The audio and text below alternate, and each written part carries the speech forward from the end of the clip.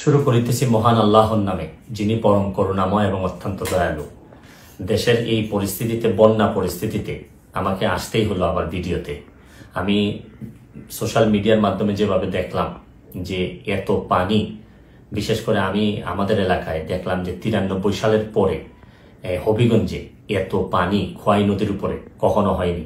কারণ একটা ভারত থেকে একটা ড্যাম এটা ছেড়ে দেওয়ার কারণে পানি আর কোনোভাবে কুলায় উঠতে পারতেছে না আমাদের নদী। এইদিকে আবার আমাদের দেখলাম যে ফেনীতে তো মানে শুধু বাড়ির ভিতরে ঢুকছে তা না, বাড়ির চালের উপর দিয়ে পানি যাচ্ছে। এরকম কুমিল্লা, বিভিন্ন দেশের বিভিন্ন জায়গায় যেভাবে বন্যায় আক্রমণ করছে।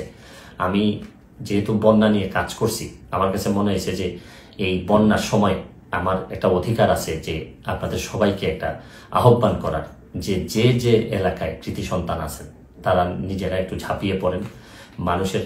কারণ দূর থেকে বন্যা বলতে আমরা পানি দেখি, কিন্তু আপনি যদি কাছে যান, প্রতিটা পরিবার যে কি পরিমাণ কষ্ট হয়, কাছে গেলে বুঝতে পারবেন যে মানুষের কষ্ট। আমরা তো এমনি শুধু থই পানি দেখি, কিন্তু ভিতরে গেলে বোঝা যায় মানুষের খাবারের অভাব হয়, মানুষের পয় নিষ্কাশন ব্যবস্থার অভাব হয়, মানুষের স্যালাইন লাগে। সামান্য একটা স্যালাইন নিয়ে যেতে পারলেও অনেক বড় উপকার হয়। আমি বিশেষ করে প্রধান উপদেষ্টা মহোদয় ডক্টর মোহাম্মদ ইউনূস সাহেবকে অনুরোধ করব যে সারা দেশে, ওনার তো তৃণমূলে কাজ করার অভিজ্ঞতা আছে, উনি যদি একটু ব্যবস্থা নেন মানুষ অনেক বেশি শান্তি পাবে। কারণ আমি আরেকটা জিনিস, আমার এলাকায় নিজের হবিগঞ্জের যারা আছেন, যারা আমাকে, আমার আত্মীয় স্বজন, যারা ফলোয়ার আছেন, তাদেরকে বলবো যে আপনারা যেভাবে পারেন আমাদের এলাকার, অন্তত এলাকার মানুষগুলারে সেভ করার চেষ্টা করেন। আমার পক্ষ থেকে আমি যেভাবে পারি কিছু না কিছু সহযোগিতা করার চেষ্টা করব। কারণ সবাই একসাথে দাঁড়াইলেই দেশের যে কোনো দুর্যোগে আমরা মানুষের কল্যাণ কিছু করতে পারবো। আমরা বহু মানুষ আছি, হয়তো মানুষ একটু বিপদে পড়লেই কাজে আসতে পারি, হয়তো আমরা চেয়ে ঘুরে বেড়া না, আমরা হয়তো অনেক বেশি প্রতিবাদকারী না, বা সব জায়গায় দাঁড়ায় যেতে পারি না, অনেক লিমিটেশন নিয়েই মানুষ হিসাবে বেঁচে থাকি।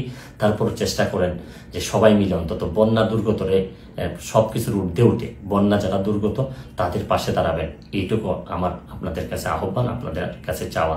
তারপর আমি একটা জিনিস বলি যে খুব খারাপ, এখনো আমাদের এলাকায় নদী ভাঙ্গন দেখা দেয়নি, নদীর চারদিকে পানি পড়তেছে। যদি ভাঙ্গন দেখা দেয়, খুবই খারাপ অবস্থা হয়, তাহলে আপনারা নিশ্চিত থাকতে পারেন আমি যেভাবেই হোক সশরীরে আপনাদের মাঝে হাজির হব। আমি চেষ্টা করবো আমার সর্বস্ব দিয়ে যাদের জন্য আমি শপথ নিয়েছিলাম তাদের পাশে দাঁড়ানোর।